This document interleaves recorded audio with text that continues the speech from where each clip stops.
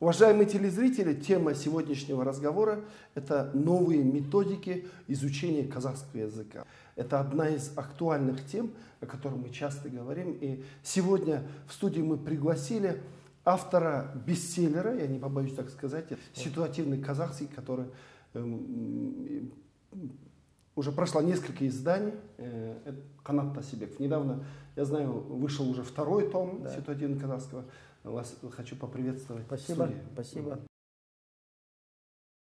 Тасибеков Канат Галимович родился в Акмолинской области в 1959 году. Окончил Алматинский зооветеринарный институт. Кандидат сельскохозяйственных наук. В разные годы работал преподавателем в сельскохозяйственном институте. Сейчас занимается бизнесом в области кормовых добавок. Автор книги по изучению государственного языка «Ситуативный казахский». Прежде чем начать разговор, хочу сказать, что первую книгу я купил в 2012 году. Это было первое издание, 1000 экземпляров. Когда я приобрел эту книгу в книжном магазине, я сразу начал искать автора. На самом деле, очень свежий взгляд и новый подход. Изучение языка не через грамматику, не через правила языка, а именно через ситуацию. Я выпустил книгу в 2012 году, и вы знаете, вот когда книга вышла, и никакой реакции, первое время. Я вот просто жадно по интернету смотрел, вводил ситуативный казахский в строку поиска и смотрел, кто что скажет, какая-то реакция. И вдруг в один прекрасный день я вижу, что Мурат Абенов, тогда в ту пору вы были депутат парламента, очень известный, публичный, и вы очень о ней хорошо отзывались. Это была очень для меня тогда большая поддержка. Вы писали как автор, который к филологии не имеет отношения, вы специалист сельскохозяйства, кандидат наук. Основную идею написания книги объясните вот людям.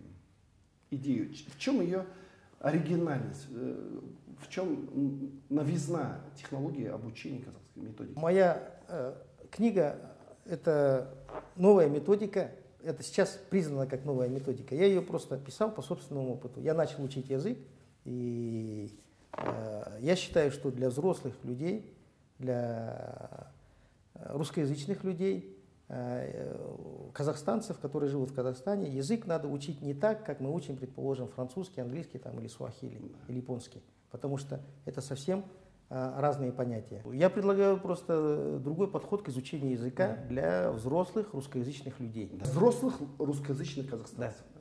Ну и не так, как школьников надо учить. Не так, как школьников учить. И, в общем-то, я об этом не раз говорил, мы язык учим не так, как нас учат, в принципе. Вот я не филолог, может быть, как бы говорят, что у дилетантов всегда какой-то свой особый взгляд. Вот у меня может, это хорошо, что вы не филолог, да? Да, может быть, это хорошо. Вы не пошли пронаторенно. У меня уже, может быть, нет какой-то косности и так далее, но мы не учимся говорить так, как нас учат. Я вот учил французский язык, у меня есть опыт изучения другого языка.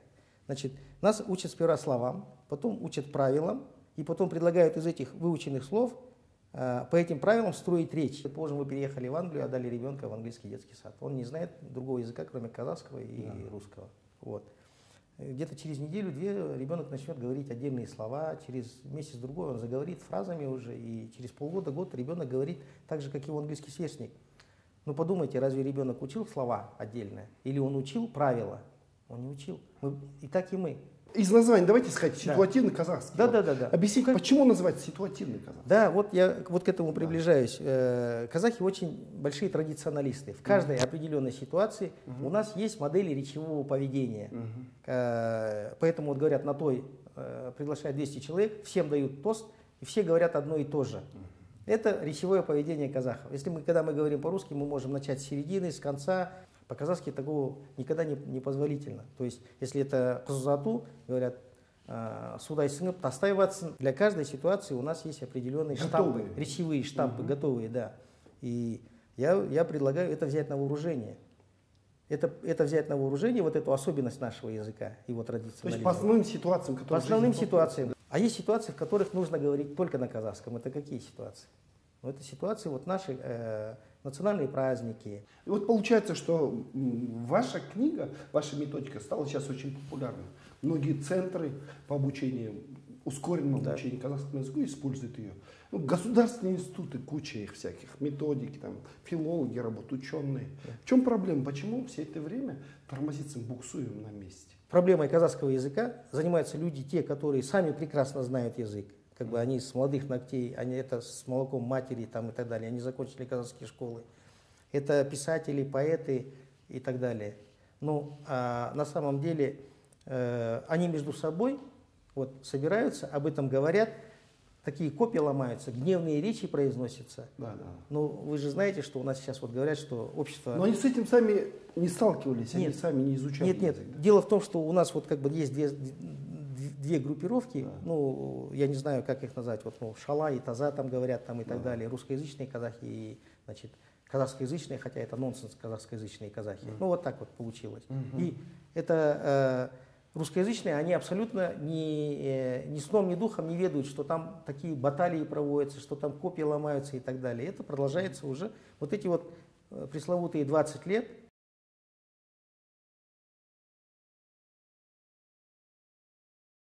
Моя позиция, что в первую очередь, вот, пускай это будет немножко неполиткорректно, может быть, звучать, в первую очередь должны заговорить сами казахи.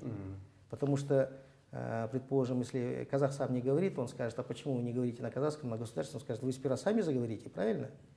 Ну, люди других национальностей. Когда я в первую очередь считаю, что казахи сами должны заговорить. А вот вы сами во Франции учились, вы специалист по коневодству, я насколько знаю. Вот как вы пришли к тому, к необходимости изучения казахского языка? Какие необходимость в работе была или в чем? Нет, у меня не было вот то, что сейчас называют, что должен быть какой-то стимул, там, предположим, или я вот читал интервью одного публициста, он говорит, я до 50 лет с русским языком прожил, и сейчас я не авторитет в национал-патриотической среде, и у меня нет мечты сделать карьеру, поэтому зачем мне учить язык?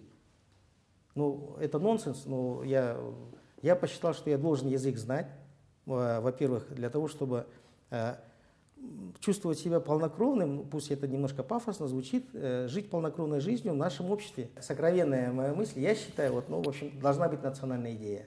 Вот и в поисках ее там ломаются тоже копии и так далее.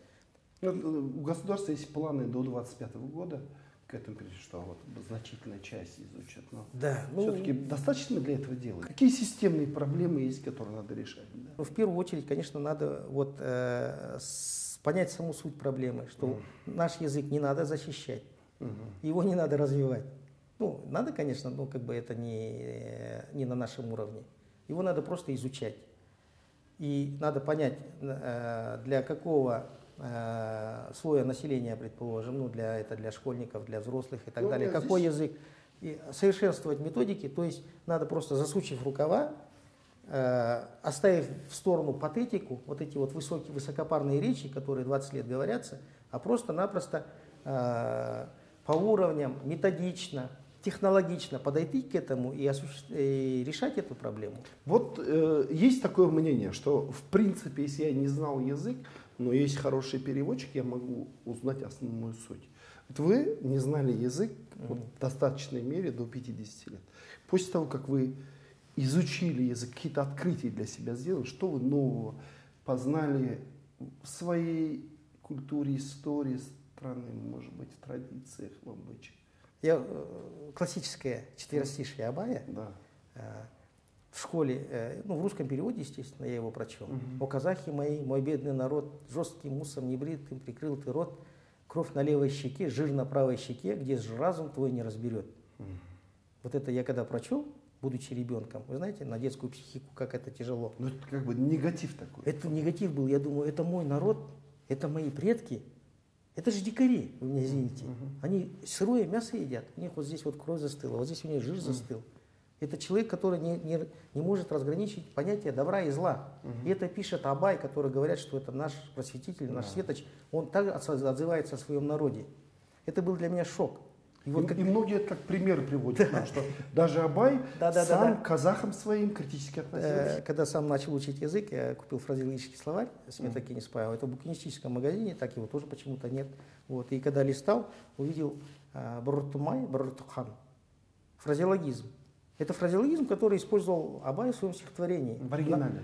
Да, на одной щеке жир, на одной кровь. Это фразеологизм, который обозначает человека непостоянного, который колеблется между добром и злом. Мы же сами такие. И когда я это увидел, у меня мурашки по коже пошли. Дальше начал смотреть, дальше то же самое. Это же в этом же, в одном четверостишье «Остарасыз аузыңа түсті мұртың». пишет Абай. Значит, это говорится не о том, что там бритва не касалась, там, предположим, усов. Не цивилизованный. Это говорит человек, это тоже фразеологизм, которым казахи описывали человека, который растет по своей воле, который своевольный абсолютно и так далее. Свободный. Свободный человек. И поэтому вот я сам перевел это. Это то, чем мы гордимся, мы свободные. Да? И, а там в негативе переводят. Да, и вообще весь смысл стихотворения меняется. Это стихотворение, оно тогда четверостишие, вернее, я потом его целиком перевел, оно должно звучать так: «О казахи мои, мой любимый народ». В оригинале: «О казахи мои, мой бедный народ». Но мы же говорим «Хайран қалын елім, қазағым, қайран жұртым». Ну, Хайран, это же, вот мы говорим «Хайран шешем», да? Мы же не говорим «бедная мать». Любимая же, это правильно? «О казахи мои». Переведено как да, бедный, да? «Мой любимый народ». Жизнь не знает запретов, жизнь вольно течет. Поступить как не знаешь, плохо ли, хорошо. Ведь в тебе в равной мере и зло, и добро. Вот как должно... Ну, вы меня извините, что я много на себя беру, да, переводчика Абая. Но на самом деле вообще меняется смысл самого стихотворения. Это не какой-то дикарь, который ест сырое мясо и не разграничивает понятие добра и зла. Сколько поколений у нас выросло на том, что мы читали Абая, который переведен. Да, вот именно таким образом, именно таким образом.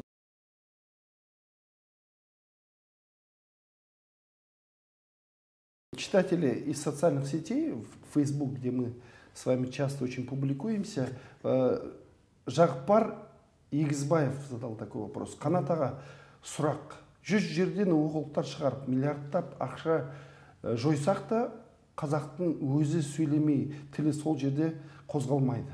Тіл иелерін, яғни қазақтардың намысын көтеру үшін не істеген дұрыс? Ну, если для телезрителей переводить, если сами казахи не заговорят на казахском, то, наверное, траты миллиардов, они будут бесполезны. Как вы считаете, что надо сделать, чтобы все-таки вот, людей подвигнуть к изучению казахского языка, особенно в первую очередь самих казахов? Ну, вопрос супер трудный, конечно. Я, в общем-то, над этим много думал, но, в общем-то, я думаю, что вот намысно это үшін, чтобы человек знал язык, он в первую очередь, как бы казах, он должен намыс, вот он должен о своей чести подумать. Если ты казах, он должен знать. Вот. Каким образом это привить? Ну, в первую очередь, вот то, что вот лежит на поверхности, я думаю, это наших русскоязычных братьев, соплеменников наших, такое слово, да? Да. Казахов, которые не владеют казахским языком. Их не надо отталкивать от себя, их не надо унижать. Им не надо говорить «маңқұрт сатқын», это легче всего обвинять. Надо искать пути, каким образом их привлекать. Қазақша алдап, сулап, бауырына басып, сөйтіп үйрету керек. Мысалы, қазақта мынандай сөз бар, өзің білгенің аз, білмейтінге айтуың керек. Это тоже нравственная норма. Мало знать самому, надо помогать тому, кто не знает. Наша ответственность тех, кто знает, учить тех, кто не знает. А не их унижать, не оскорблять. Вот так. То есть это общая ответственность все-таки. Это общая ответственность. Это не только ответственность тех, кто не знает язык. Да, поэтому я говорю, что вот те, кто хорошо владеет языком, они должны вот перейти от немножко вот этой позиции обвинения в позицию готовности помочь. Я хочу вас поздравить с изданием уже второй книги. Спасибо. Я уверен, что он также станет бестселлером, как и первая. Без государственной поддержки. Вы сами написали. Не являлись ученым, филологом, вы изучили все эти вопросы и на собственном опыте показали, что если захотеть, то можно. И вы это помогаете правильно сделать. Я думаю, у читателей, особенно тех, кто хочет научиться говорить на казахском, теперь эта возможность будет более осуществить легче, лучше, эффективнее, быстрее. Так что вам спасибо. Спасибо, и всем хочу пожелать успехов в изучении государственного казахского языка. Спасибо, Мурат, за приглашение, за возможность высказаться. Успехов вам.